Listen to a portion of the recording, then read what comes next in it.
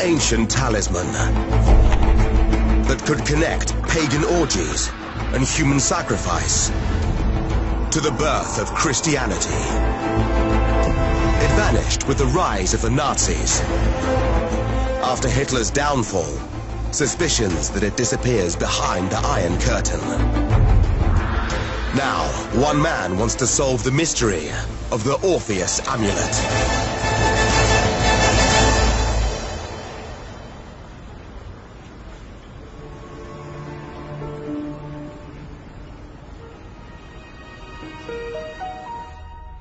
Ancient languages expert Mark Guskin investigates contentious religious artifacts, such as the Shroud of Turin. Now he is hunting down a less well-known, but highly controversial relic. It's known as the Orpheus Amulet. Yeah, it shows a crucified man with a crescent moon and 7 stars above him. At first sight, the amulet looks like any early Christian relic, with a depiction of Jesus on the cross. But the name on the amulet isn't Jesus, but the mythical figure, Orpheus. His name is related to the ancient Greek for darkness, and Orpheus is said to have descended into the underworld.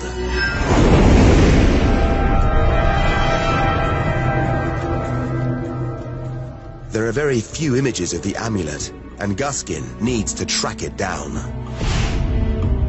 The amulet first came to light in Italy in a private collection, then was donated to the Kaiser Friedrich Museum in Germany at the start of the 20th century. Guskin calls Berlin to get facts on the amulet.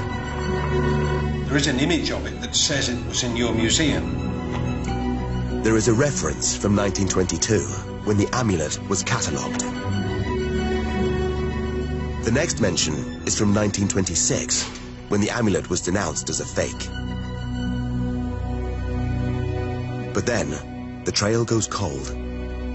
There is no record of the amulet being withdrawn from the collection. It simply vanishes.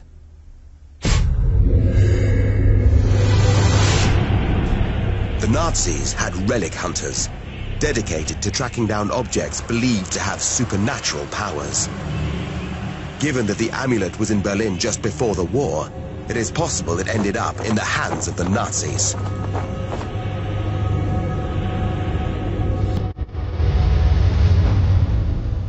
But when the Red Army entered Berlin in 1945, many treasures fell into Soviet hands.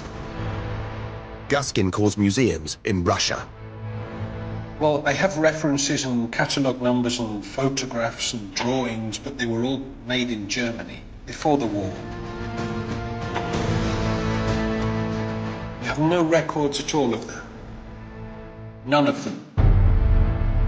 Unless the object is found, it's impossible to examine it for physical clues that might establish whether or not it's a fake.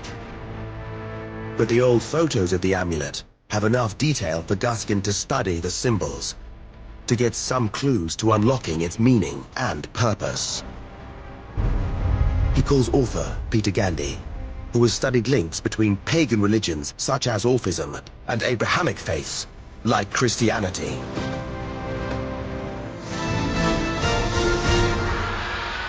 Hello, Peter. This is Mark here. Oh, Mark, how are you? I'm okay. I've been looking into the whole matter of this Orpheus amulet. I was just wondering if you could give me your thoughts. Well, if you look at the Orphic amulet, it looks exactly like Jesus crucified. But the Greek beneath it tells us that this is a picture of Orpheus.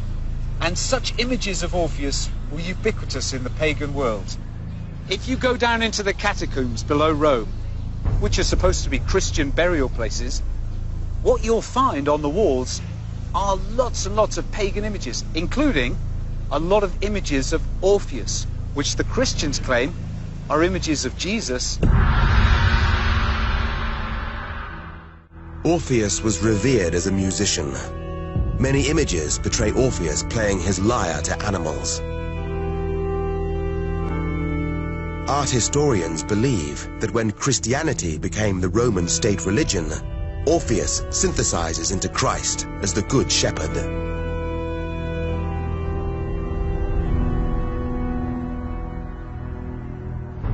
Guskin is intrigued by the potential connection between Orpheus and Christ, and now digs deeper into the legend.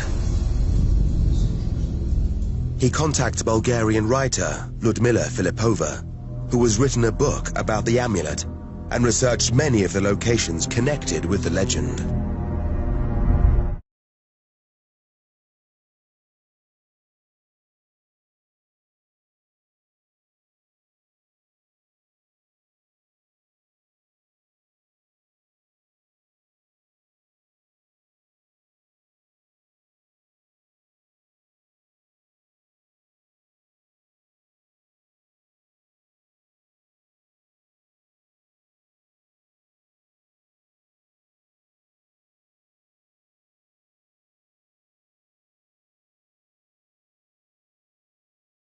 Was in an area of ancient Greece which now lies within Bulgaria.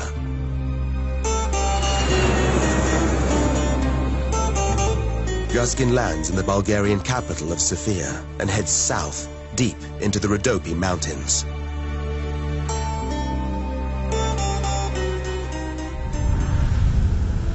Filipova has asked Guskin to make his way to the mouth of an ancient cave complex.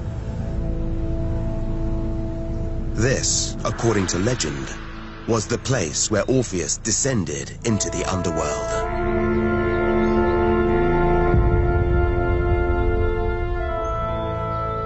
Guskin arrives at the Trigrad Gorge, a canyon of marble rocks.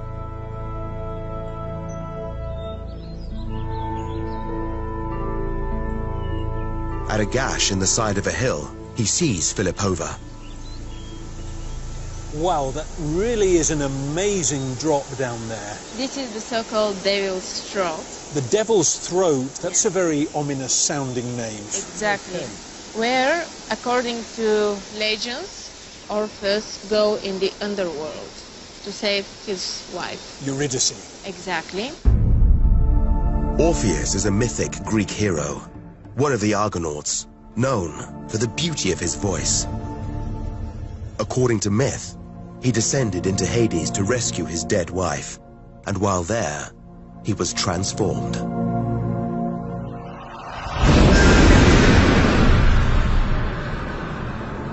At the beginning of his life, he was just amazing singer. Then he go in the underworld.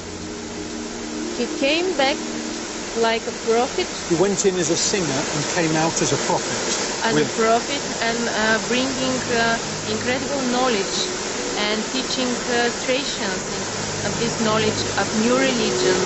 It's a very early religion. Traces of graffiti referring to Orpheus have been dated to the 5th century BC, the time of Socrates and Plato.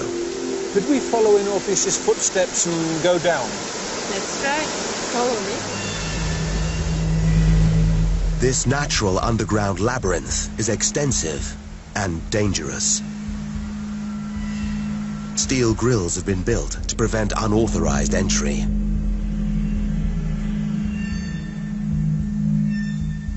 The descent is steep.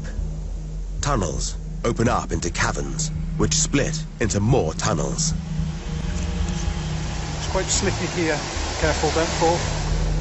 And through the caves flow ice-cold water.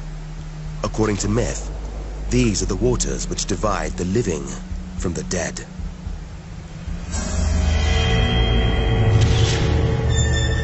Filipova has arranged a guide. Geologist Dr. Yavor Shopov, an expert in the caves of Bulgaria, to help understand the mysteries surrounding this particular cave. Hello, Doctor. Oh, hello. Nice to meet you. Nice to meet you. Would you like to see the river closer? Yes, I would. Oh, you're welcome. Be careful.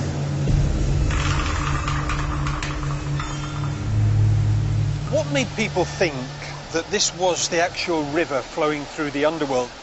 From very ancient times, people mentioned that very large objects like trees, fall from the surface and disappear here and never appear on the other side of the cave. So these objects that fall in never come out on the other side? Yes. This underground stream has been linked to the fabled river Styx, the watery border between our world and the underworld, the house of Hades. God of the dead.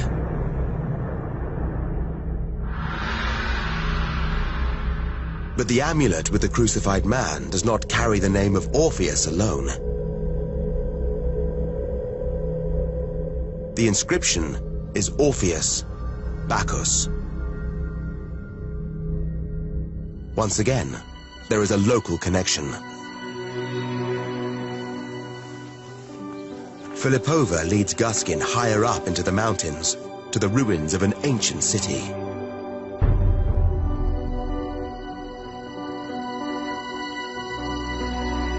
Perperikon, in southern Bulgaria, was once a magnificent city of stone, protected by fortified walls 3 meters thick. And still visible among the remains are altars. Once part of a temple dedicated to the god of wine and sexual ecstasy, known by the Greeks as Dionysus, and by the Romans as Bacchus. This is the main Dionysius altar. We think that they put here some wine, probably fire, and they execute some kind of rituals, trance. This place is really amazing looking. What kind of rituals went on in places like this? This is one of the most holy temple connected to Dionysius' mysteries and rituals, making even so-called Bacchae orgy. Legend has it, this was once the scene of the most extraordinary sexual orgies and sacrifice, carried out in the name of Dionysus. According to myth, Orpheus became a disciple of Dionysus, but he abandoned this cult and declared Apollo, the god of reason and the intellect, to be the supreme god.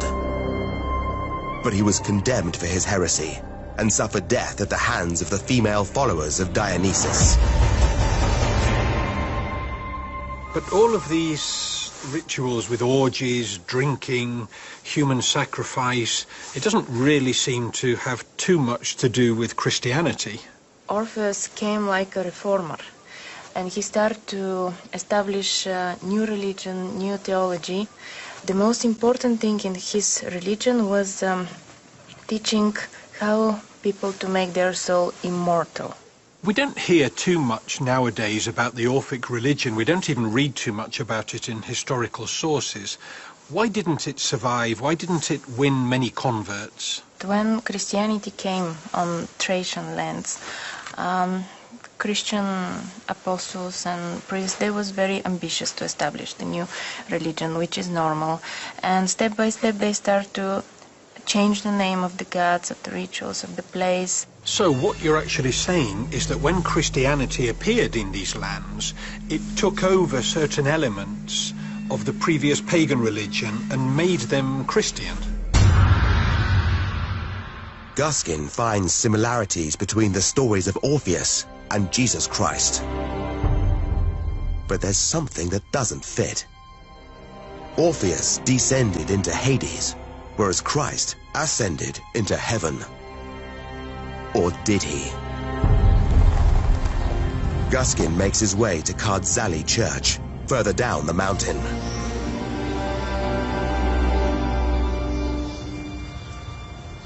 Orthodox Christianity, practiced in these parts, follow doctrines laid out in the ancient Apostles' Creed, one of the earliest statements of Christian belief. The Creed details an event known as the harrowing of hell, describing how, before ascending into heaven, Jesus first went down into hell to defeat the devil and release the righteous.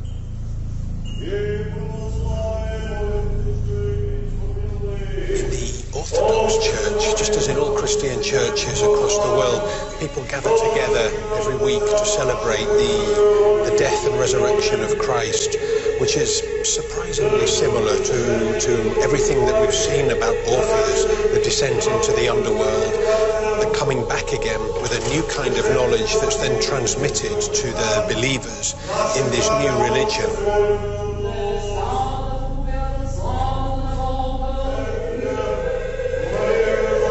The Orpheus Amulet could be very much linked to all of this. That mysterious figure of a crucified person. It's definitely a crucifixion on the amulet with the inscription that says it's actually Orpheus, a Bacchic Orpheus, would tend to further reinforce this link.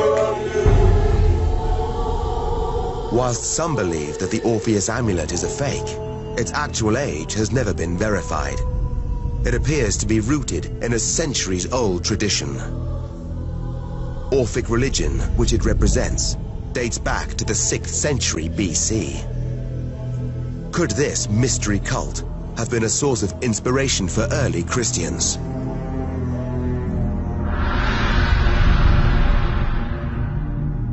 One ancient artifact may help his inquiries.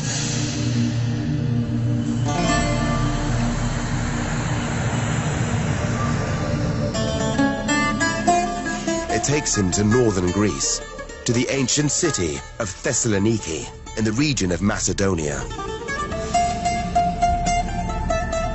Here he meets archaeologist Dr. Despina Ignatidou. There is a tomb, hidden from public view, that sheds a unique insight into the tenets of Orphism.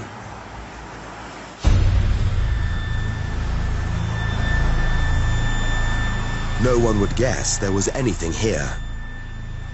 A short climb from a busy motorway, among the rocks, cut into the hard, dry land. There is a steel grill.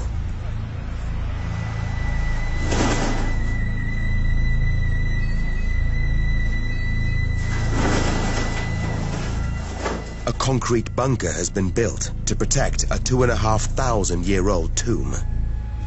A tomb belonging to a follower of Orpheus.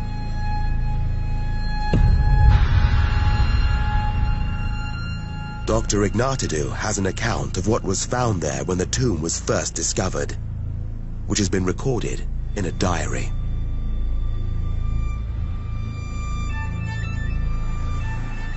According to the excavation diary, which we have here, the tomb was full with bronze, silver, other kinds of vessels, pottery, gold, a lot of things. Look, in the diary, it says something here about finding a manuscript. Yes, they did, but that was found outside, on the cover of the tomb, where they usually leave all the small remains of the cremation. So the papyrus was burnt? Half burned, actually. It was placed on the funeral pyre with the deceased, and as half of it was totally destroyed, the other half became charred, and it was preserved. Would it be possible to see the papyrus? Of course, but we must go to the museum for this. The treasure found in the tomb showed that it was the resting place of someone very wealthy. But for archaeologists, the most valuable discovery was the charred papyrus. The oldest surviving written manuscript in Europe. This is the Derveni papyrus. Well, that's an amazing find. It's incredible to think that this could be so old. And it's really an exciting thing to see this really, it's 2,500 years old almost. It's the oldest preserved text found in Europe. It's really moving for somebody who spends most of their life doing this kind of thing. The badly burned manuscript is impossible to read with the naked eye. But a team of forensic archaeologists have been using a technique called multispectral imaging to reveal what was written. After more than 2 millennia, Orpheus has found his voice.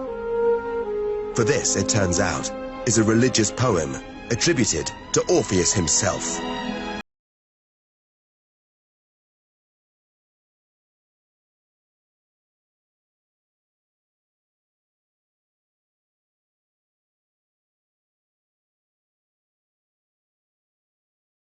Incredible that after seeing those charred remains, that the text can come up so clearly on the photographs. And it's a very interesting poem. It's a poem that's really related to the Orphic religion. In fact, the text was attributed to Orpheus.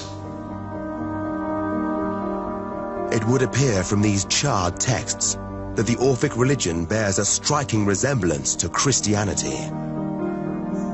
The Orphics believed humans had souls, that they would be judged when they died and held to account for their actions. Their ceremonies involved the symbolic transformation of water into wine, much like the Christian ritual meal of bread and wine, symbolizing body and blood. And the brutal death of Orpheus, the prophet, was seen as a sacrifice for the evils of humankind. In the same way that the Bible details the teachings of Jesus Christ, the papyrus seems to lay down the word of Orpheus to his followers, and how some of its ideas could have been taken on by early Christians. Clearly, the Orphics were not copying the Christians. The question is, were the Christians co-opting Orpheus? Early Christianity developed in Roman-occupied Judea, which during the 1st and 2nd centuries AD was a melting pot of religions. Apart from the major belief of Judaism, there were numerous Greco-Roman cults, factions, sects, creeds, and mystery faiths. The influence of these so-called pagan beliefs on the development of Christianity is now acknowledged by a number of historians.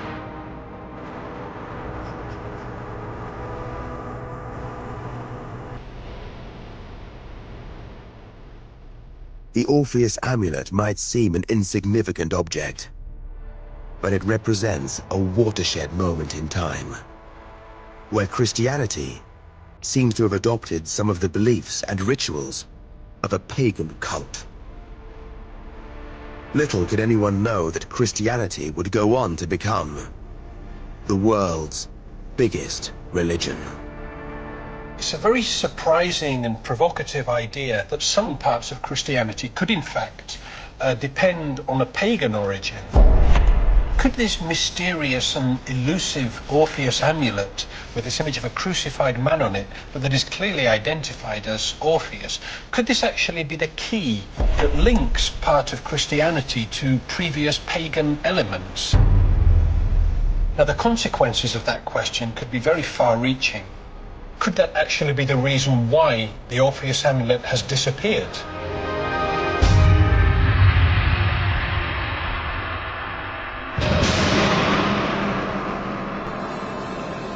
The brand new series of Ancient X-Files continues on Tuesday at 9. Stay tuned to National Geographic Channel, the home of air crash investigation.